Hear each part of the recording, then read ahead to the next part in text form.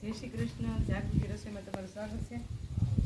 આજે હું ભાખરી બનાવવાની છું. મારા જેઠાણી લોટ બાંધી છે અને આ સગડી અત્યારે મેં જગાવી તૈયાર કરી છે. ઓલી જો લોઢી મૂકું છું ને આ ભાખરી આ તાવડી મૂકું છું. આ સગડીમાં ભાખરી બનાવવાની છે. આ લોટને બાંધવા માંડો ભાઈ લોટ તમે. અને આ છે પાટલી વેલણ અને આ ઘી ચોપડવાનું અને તેલ નાખ્યું હતું અંદર.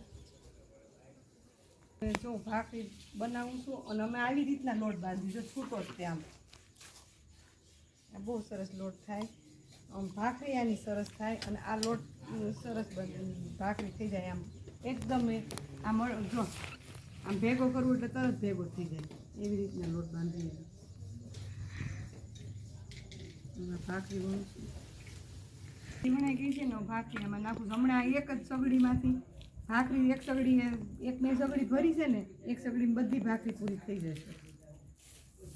ભાખરી આપણી થઈ ગઈ છે. જો આ બીજી વાર ફેરવું જો આવી બહુ સરસ ભાખરી સગડી થાય બળશે નહીં.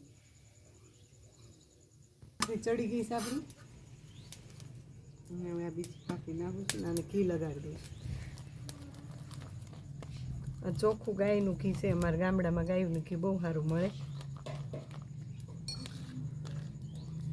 જો આપણી આ ભાખરી થઈ ગઈ છે.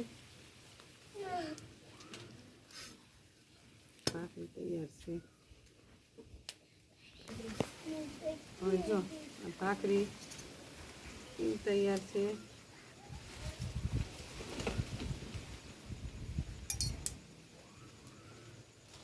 હવે જો મારી આ ભાખરી તમને પસંદ આવે તો લાઈક ને શેર કરજો.